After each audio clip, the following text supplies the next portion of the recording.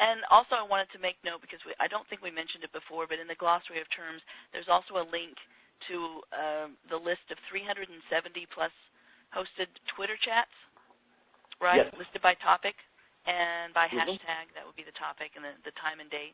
And let's talk just a little bit about those hosted chats. Everybody tweets at the same time. It's information that's coming out, and then there's just conversations that go through that. Like a good example is Tammy is Job Hunt Chat, and this particular chat, is hosted. It's a hosted chat, so once a week, two moderators, get on this particular chat, and they pose questions to the group of tweeters in the session. So it's basically like you would be on a conference call with a number of participants.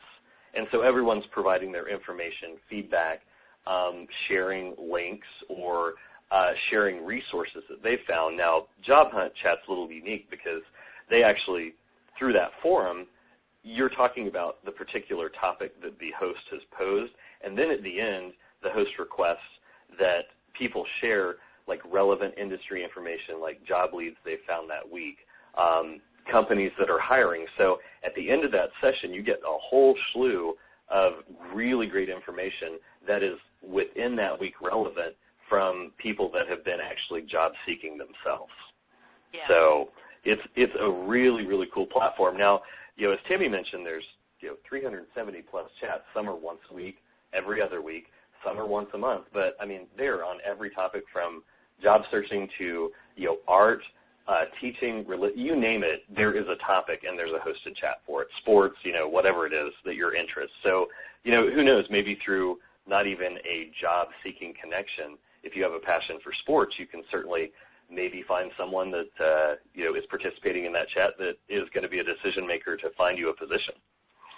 That's true. That's true. And I know with Job Hunt Chat, isn't there a website, jobhuntchat.com? Because I know that as I was following that, it took me to the website, and it's got a lot of information about how it works and who's on there.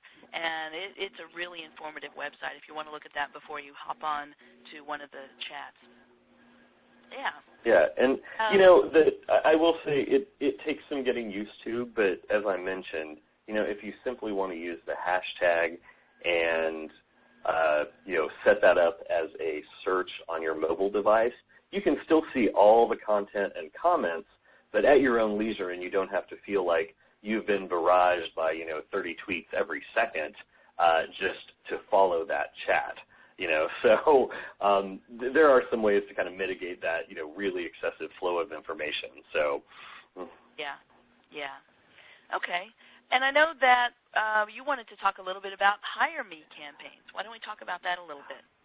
Okay. Well, this has kind of been a relatively new phenomenon, and I know some of our callers are more in the executive job seeker end as far as, and a little more in the mature market segment. But, a number of younger, fresh out of college or up to even, 30-plus-year-old demographic has kind of spawned this phenomenon where,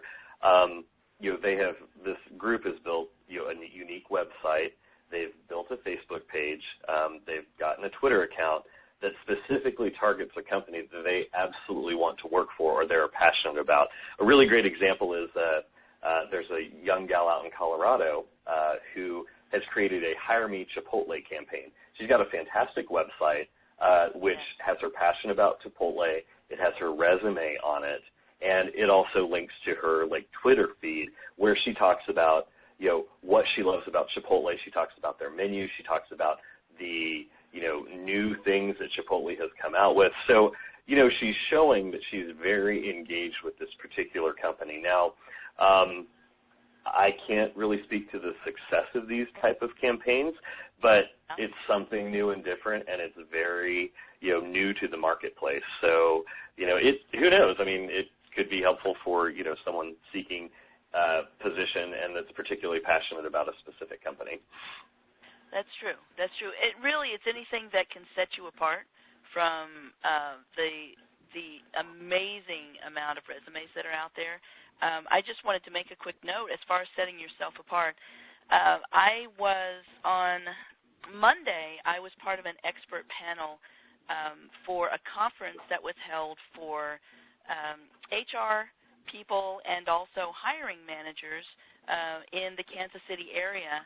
But I had about 150 people there, and I was part of the expert panel to talk about older Hispanic workers. It was with the AARP and sponsored with them and the Hispanic Chamber of Commerce. It was a very informative conference, and I learned a lot. But one of the questions that came up for me was from someone at St. Luke's who said that over the last year they have received 150,000 resumes. 150,000. And so you have got to have the most dynamite resume in the world in order to get their attention. And what she said was that they spend, because that's just overwhelming, that they spend more time talking with people whose resume has come to them from an employee that recommends them, or that has maybe a hiring manager that they have sent it directly to the person that would be hiring, and when they get a resume from a hiring manager, they call them. And I found that that's really interesting. It does, lend credence to my philosophy, which is you've got to contact the decision maker and not just HR. So even with HR, it's much easier to go through the decision maker, and HR may be the one calling you when it's a really big company like that, but it's always good to go to the decision maker, or if you know somebody within the company, have an inroads that way. So let's make a quick turn then. It's about 35 after the hour, so let's move on to blogging. And blogging is something I know that a lot of my clients are hesitant to do, and I tell each of them, you might consider putting together a blog. Now, a blog is free, correct? Yes. You can put together a blog without, you don't really have to know any kind of coding. I mean, it's really just kind of what you see is what you get type thing, and it's very easy to put together. You just have to be relatively consistent about it, but you can get the notice of employers, and you do that. You can put some keywords into it, but you can blog about anything that you want. What it does is increase your internet presence. It increases that internet footprint so that when you do contact an employer, and the first thing that they do, which 75% of them do, is just really do a quick Google search, that your blog comes up, because Google loves blogs. So it can also, make you recognized as a content expert or an industry expert. If you're changing industries, a lot of times it's a good idea to do some research about industry trends online and then post some of that information or summarize or give your opinion on the industry trends that are going on. So even if you've never been in the industry, you can show, well, like you said with Chipotle, that you have a passion for that industry and that you're really well-versed in what's going on in the industry right now. But tell us what blog seeking does specifically for you as a job searcher, I mean, in addition to enhancing your online footprint.